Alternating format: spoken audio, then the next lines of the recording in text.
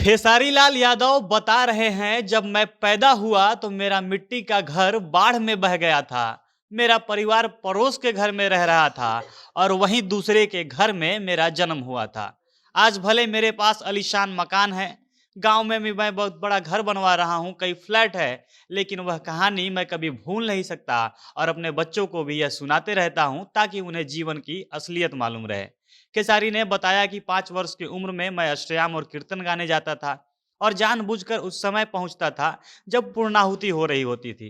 पूर्णाहुति के बाद वहां पूड़ी और खीर खाने को मिलता था। वो हमारे लिए बहुत बड़ी बात होती थी। हमारे लिए पूड़ी मिल जाना उस समय बहुत बड़ी खुशी की वजह होती थी। उसके बाद हम लोगों को 10-15 रुपए भी मिल जाया करते थे और उस पैसे से हम 3 रुपए वाला पार्ले जी खरीदते थे और वह हमारे लिए सबसे खूबसूरत समय होता था। मैं 6 बरस का था तब मेरी माँ, मेरे पापा हमें चाचा के यहाँ छोड़कर काम करने दिल्ली चले गए, क्योंकि वह अकेले ऐसे इंसान थे जिन पर पूरे परिवार का बोझ था। और तब मैं चाचा के घर में रहकर गाय भैंस के लिए चारा लाने जाता था, गाय भैंस को खिलाता था, उनका दूध बेचता था, शाम को अष्टयाम और कीर्तन गाने जाता था। और उस समय मेरे हाथ में जो छाले पड़े हैं वह आज तक मेरे हाथ में है। मैं हमेशा उनको खरोचता रहता हूँ ताकि मुझे याद रहे कि मैं कहाँ से आया हूँ।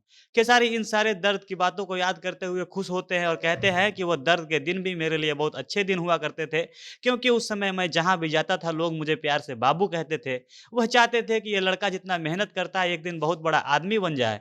वह मुझे प्यार दुलार देते थे, मेरी अच्छाई के लिए दुआ करते थे। आज वह समय आया जब मुझे इतना कुछ मिल गया जो मैं सपने में भी नहीं सोचता था। लेकिन आज मैं दुखी रहता हूँ, क्योंकि आज जो लोग मेरे आसपास मिलते हैं वो दुआ करने वाले कम होते हैं, मुझे नीचे गिराने की साजिश में ज़्यादा लगे रहते हैं। वह मेरा मेरा भला नहीं चाहते, बल्कि इस फिराक में लगे रहते हैं कि कैसे इसे कमज़ोर कर दिया जाए, इसे बर्बाद कर दिया जाए।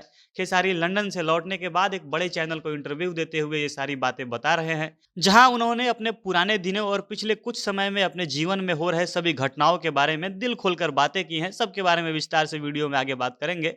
पर उससे पहले नमस्कार, झमाझम भोजपुरी देख रहे हैं आप और मैं हूं सन्नी मिश्रा। कैमरे के पीछे हमारे साथी विशाल खड़े हैं। खेसारी इस इंटरव्यू में बता रहे हैं कि वो लोगों से जुड़े रहना बेहद पसंद करते हैं। इतना सारा पैसा आने के बाद भी वो इसलिए खुश नहीं हैं क्योंकि उनकी अपनी संपत्ति कभी भी उनके काम की नहीं रही। उनके पास बहुत सारा पैसा है, वो कुछ भी खरीद सकते हैं, लेकिन आज भी उन्हें शूटिंग के दौरान प्रोड्यूसर के कपड़े पहनने पड़ते हैं। उनके पास महंगी महंगी गाड़ियां हैं, लेकिन वो अक्सर घर से बाहर रहते हैं। उन्हें घूमने के लिए प्रोड्यूसर की गाड़ी में घूमना पड़ता है। खाने से लेकर सोने तक सारा चीज प्रोड्यूसर के पैसे का होता है। और खुद का इतना विशाल मकान रहने के बावजूद उन्हें होटल के कमरे में रहना पड़ता है। इसलिए वो अपने जीवन में लोगों के प्यार को पैसे से ज़्यादा महत्व देते हैं। और जब वो देखते हैं कि गरीबी के समय में उन्हें ज़्यादा प्यार मिलता था और आज इतना पैसा होने के बावजूद लोग प्यार नहीं करते, तो उनको दुख होता है। खेसारी इस इंटरव्यू में बता रहे हैं कि उनका नाम भी दूसरे का दिया हुआ है। जिस नाम से वो रोज़ पुकारे जाते हैं, जिस नाम से इतने सारे लोग प्यार करते हैं, लोग उनके फ़ैन हैं, वह नाम भी उनका अपना नहीं है। ना ही वह नाम उनके माता पिता ने दिया है। खेसारी ने एक दिलचस्प कहानी बताई। वो एक जब छोटे थे, गाँव में रहते थे, तो एक चाचा थे जो उनके साथ अष्टयाम और कीर्तन में गाने जाते थे। तब वो बहुत बातूनी किस्म के इंसान हुआ करते थे, बिना मतलब का कुछ भी पूरे टाइम बोलते रहते थे। उन्हें ना अपनी बात की समझ थी, ना सामने वाले की बातों का मतलब पता होता था, फिर भी वह कुछ ना कुछ बोलते रहते थे। जब वो बेतुकी बातें करते थे तो लोग उन पर हँसते थे और इसलिए उनके कीर्तन मंडली के जो ढोलक वादक थे, उन्होंने खेसारी का नाम खेसारी रख दिया।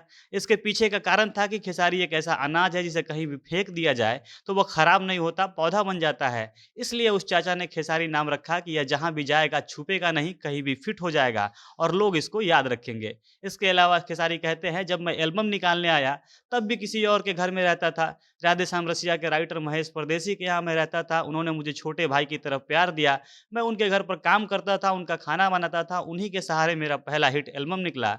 मैं जब फ़िल्मों में काम करने के लिए मुंबई आया, तो मनोज तिवारी के मैनेजर ने मुझे 1 महीने तक छुपा के मनोज तिवारी के बंगले में रखा था। उसी समय डांस सीखने जाता था, फाइट सीखता था। मैंने बॉडी बनाई, किसी और के सहारे ही मुझे पहली फ़िल्म मिली। मेरे फ़िल्म के प्रोड्यूसर मिले और उन्हीं के कारण मैं हीरो बन पाया।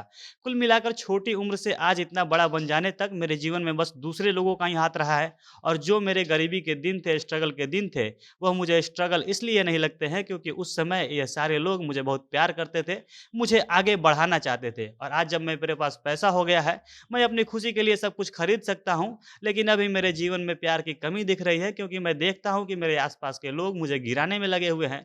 यह मेरे लिए सबसे बड़ा दुख देने वाला होता है। बाकी आप खेसारी की इन बातों के ऊपर क्या राय रखते हैं, कमेंट करके हमें अपनी राय जरूर बताइएगा। झमाझम भोजपुरी देख रहे थे आप। भोजपुरी इंडस्ट्री से जुड़ी अन्य खबरों के लिए हमारे साथ बने रहें। धन्यवाद।